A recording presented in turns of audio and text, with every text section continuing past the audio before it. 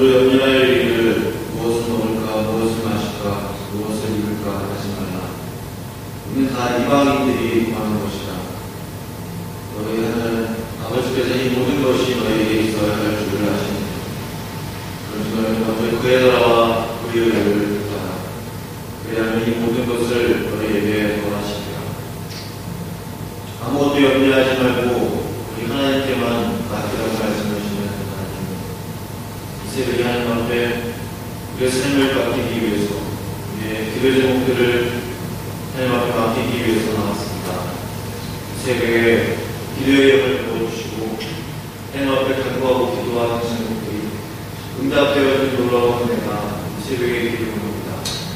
그래서 우리 마음 가운데 열린 마음을 주시고 주님을 바라볼 수 있는 마음을 주시옵소서. 하나님만을 의지할 수 있는 그런 마음을 주시옵소서. 신실하신 여호와 하나님 아버지를 찬양하며 예수님의 이름으로 기도합니다. 22장의 말씀은 교회의 새 친구 중 하나인 소갈의 말에 대한 교회의 대답입니다.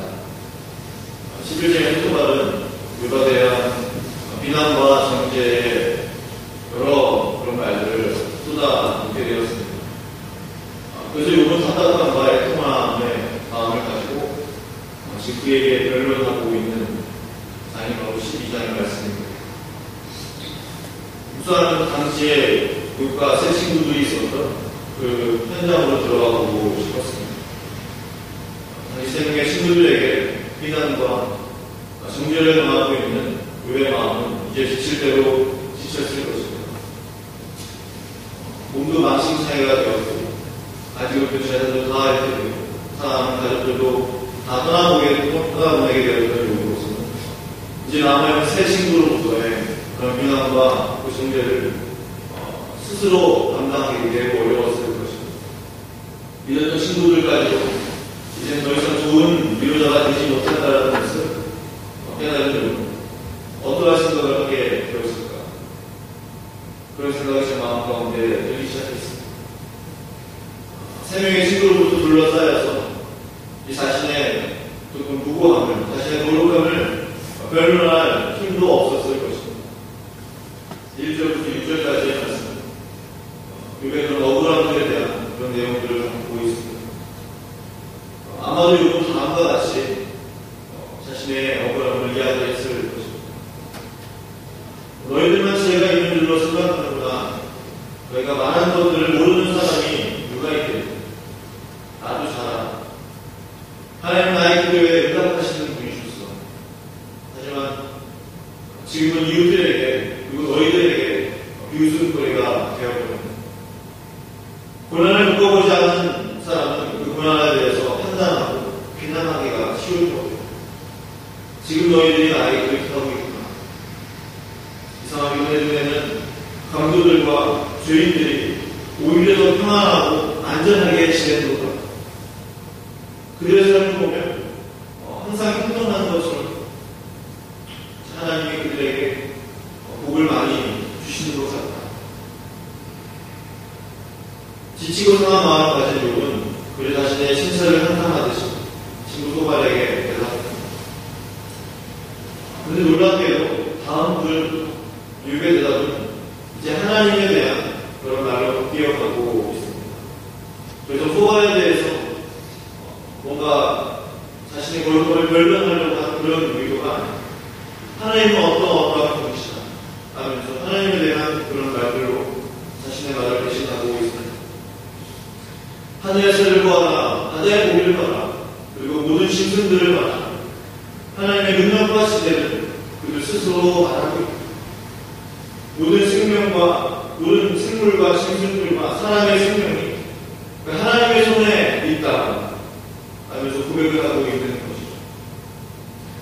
하나님을 잃어버리시면 다시 그것을 세울 자가 없고, 또 하나님이 세우시면 그것을 다시 꺾을 자가 없다 하면서 욥은 이야기하고 있는 것입니다.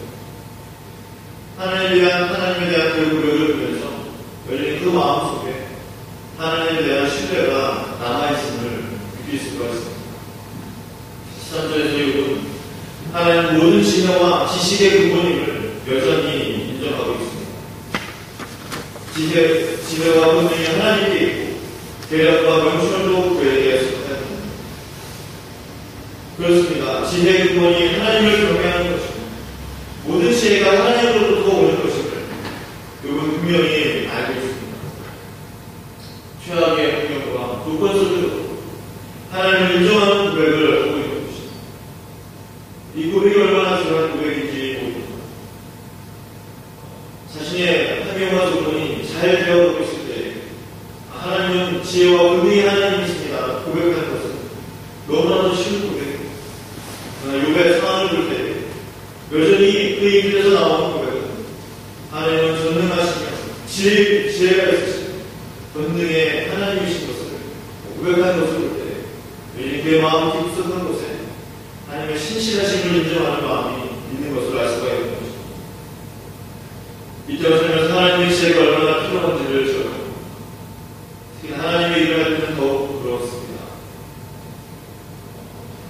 하나님의 지혜에 대해서 이야기하는 제 마음속에 하나님의 지혜가 얼마나 필요한가. 이 땅을 살면서 하나님의 그런 은혜와 하나님의 지식과 지혜들이 많이 필요한 것을 느끼게 되는데요. 지난주에 훈련과 전도하면서 하나님의 지혜가 많이 필요함을 여전히 그날 느끼게 되었습니다. 거리에서 만나는 청년들은 나름 바쁘게 오고 가기 때문에 많은 시간을 할애해서 그들과 대화할 수가 없습니다. 그러다 보니 짧은 시간 안에 지혜롭게 접근해야 되고 지혜를 가지고 전도를 해야 합니다. 그렇지 않으면 한순간에 그냥 가버리거나 그냥 무시를 당하거나 또 말문을 열기도 전에 그냥 놓쳐버리게 되는 그런 때들이 있는 것입니다. 어떻게 하면 그 짧은 시간에 교회를 소개하고 예수님을 전하고 그들의 유학생활에 대해서도 또한 삶에 대해서 잠깐이나마 이야기할 수 있습니다. 그러면서도 동시에 좋은 인상을 주어야 합니다. 자연스러운 분위기 속에서 또 이름과 전화번호를 우리가 얻어야 하기 때문에 그런 전도의 현장 속에서의 하나님의 지혜는 참으로 필수적인 것이라는 생각을 자주 하게 됩니다. 그러다 보니 아쉬워도 순간들이 참 많이 있었습니다. 그때 내가 저 형제에게 지체에게 이런 말을 했었어야 합니다. 내가 좀 더 적극적으로 했더라면 저 사람이 마음의 문을 열었을 텐데 혹은 내가 그 말을 해서 신뢰를 했던 것 같다 라는 그런 생각을 하게 됐습니다. 얼굴은 착한데 왜 교회에 나가지 않았어요? 이런 얘기를 저도 우리 한 적이 있는데 그건 꽤 신뢰가 되는 말이죠. 아내도 그런 말을 했습니다. 그런 후회스러운 말도 한 적이 있습니다. 또한 그 현장에서 전화번호와 이름을 주는 그런 사람들이 많이 있습니다. 7명 때는 10명. 근데 실제로 교회까지 인도되어지는 그 과정이 쉽지 않은 것을 여러분들이 경험하기 시작합니다. 전화번호 이름을 받아도 실제 연락이 되고 또한 교회까지 나오게 되는 그 과정이 참 쉽지 않은 것을 느끼면서 어떻게 하면 이 부분이 좀 잘 이루어질 수 있을까 하면서 고민을 하고 하나님의 지혜를 달라고 고민을 하는 경우들이 많이 있습니다. 하나님의 지혜가 그 현장 가운데 많이 필요한 것은 또한 그 결실하는 열매가 맺어지는 과정 가운데서 하나님의 지혜의 말들이 많이 필요한 것을 느끼게 되는 것입니다. 16절에서 욥이 고백하듯이 능력과 지혜가 그에게 있다라고 고백하고 있습니다. 제가 가지고 있는 지혜와 능력은 한계가 있는 것을 다시 한번 느끼게 됩니다. 모든 능력과 힘과 지혜는 하나님으로부터 오는 것을 다시 한번 저는 인정하고 그분의 지혜를 구하고자 하는 것입니다. 그러기 더욱더 하나님을 의지해야 하는 것이라 생각이 듭니다. 능력과 힘과 지혜가 하나님으로부터 오는 것을 알았다면 그것을 인정한다면 이제 그분께 마땅히 구해야 하는 것입니다. 순간순간 하나님의 지혜와 성령을 구하는 삶이 우리 삶에서 계속적으로 반복되어야 되고 훈련되어야 된다는 생각합니다. 또한 17절, 21절까지 거쳐서 여러분 세상에 힘 있는 자들, 즉 재판장들과 왕들과 제사장들, 그리고 고관들, 교인들로 하나님의 전능하신 손 아래 있음을 고백하고 있습니다. 저는 이런 질문을 다시 한번 스스로 해보게 되었습니다. 나는 진정 세상에 성공한 사람들, 권력자들, 돈이 많은 기업가들, 지식인들, 정치인들의 그들의 삶과 생명이 하나님의 손 안에 예수를 믿는가라는 그런 질문입니다. 저는 이 질문을 바꿔도 해보게 되었습니다. 나는 정말 하나님께서 이 땅의 모든 권력과 성공과 물질을 주관하시는 분이 누구인가? 라는 그런 질문이었습니다. 이 질문을 스스로 해보면서 특히나 물질에 대해서 내가 하나님의 주권을 인정하고 있고 모든 물질을 다스리시고 공급하시고 때로는 끊으시는 그러한 하나님이신 것을 내가 분명히 믿고 있는가? 라는 질문을 스스로 해보게 되었습니다.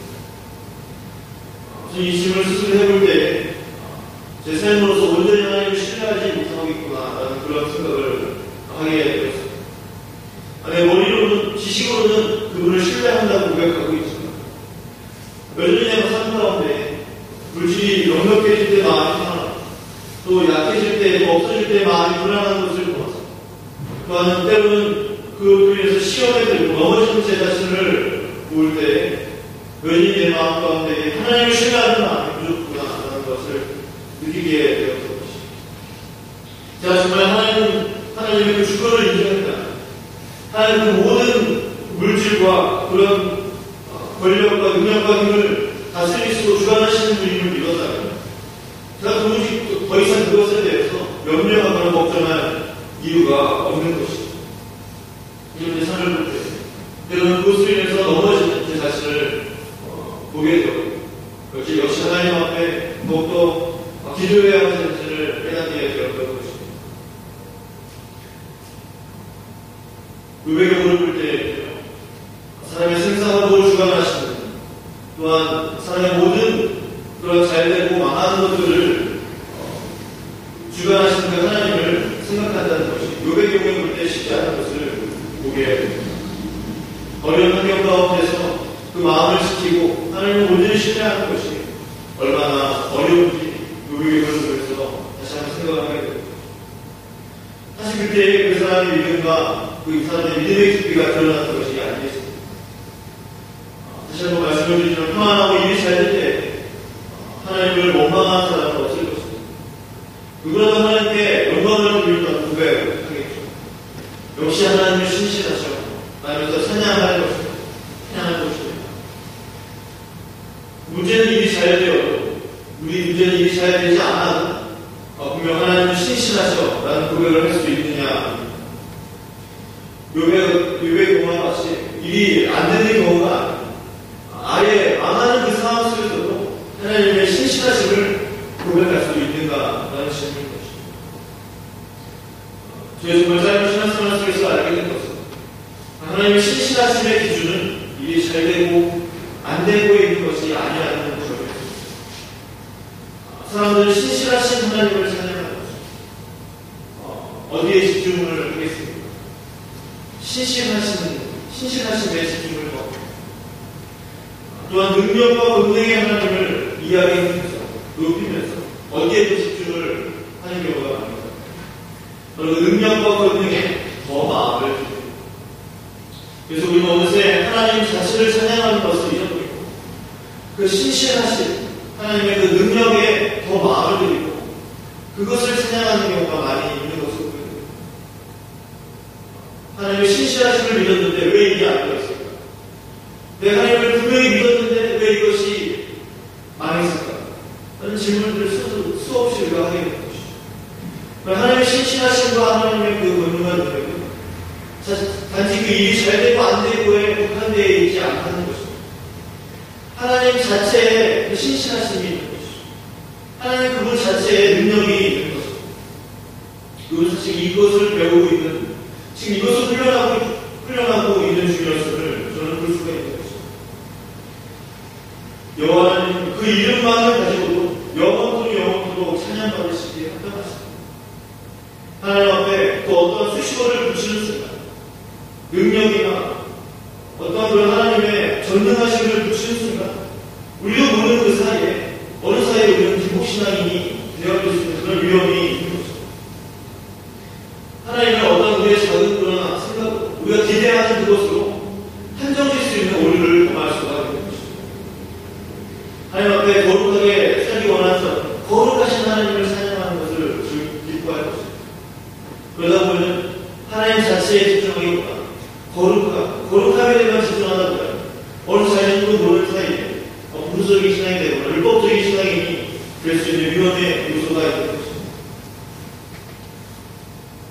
성도님도 지금 어떤 믿음의 연단 속에 있으십니까? 지금 어떠한 문제들로 고민하고 계십니까? 오늘의 본문에서는 최악의 상황과 고통 속에 있는 욥의 고백들이 소개되어 있습니다. 그는 가장 힘겨운 상황 속에서도 하나님은 모든 자연과 만물을 다스리시고 모든 생명들의 생명을 주관하신다는 그런 믿음의 고백을 하고 있습니다. 또 모든 시대와 능력과 권세와 물질을 주관하시는 분은 하나님이시다 하면서 고백하고 있습니다. 어려운 고난 속에서도 욥이 이와 같이 고백했다. 지금 더 나은 환경에 있는 우리들은 더 좋은 신앙의 고백들을 가지고 하나님 앞에 기도할 수 있지 않겠습니다. 어떤 특정한 하나님을 기대하기보다 하나님 자체 그분 한 분만을 높여드리고 그분 안에서 기뻐하고 감사할 수 있지 않겠습니다. 하나님의 살아계심과 신실하심과 그분의 능력을 찬양하고 또 하나님 그분 자체의 신뢰의 마음을 주는 믿음의 사람들이 다 되기를 주의 이름으로 축원드립니다. 기도하시겠습니다. 하나님 아버지 그렇습니다. 그분 최악의 조건 속에서 최악의 상황 속에서도 특별히 긴 말로서 멸류하고자 하는 마음을 내어버리고 하나님의 신실하심과 하나님의 창조 섭리와 하나님의 능력과 하나님의 은혜들과 하나님의 주권들을 고백하며 인정한 것을 보게 되었습니다. 우리 삶 속에서도 이러한 고백들이 있기를 원합니다. 아무리 환경이 어렵고 힘들다 할지라도 하나님의 신실하심을 놓치지 않게 하여 주시옵소서. 하나님의 능력을 우리가 항상 신뢰하게 하여 주옵소서. 뿐만 아니라 하나님 자체의 소망을 주게 하여 주옵소서. 일이 안 될 때 하나님을 원망하고 일이 잘 될 때 하나님을 찬양하는 것이 아니라 하나님 자체의 소망을 주며 하나님 자체 한 분만으로 만족하고 기뻐하게 하여 주옵소서. 이 새벽에 기도할 때 기도의 영을 모두에게 부어 주실 줄로 믿으며 감사드리며 예수 그리스도의 이름으로 기도합니다.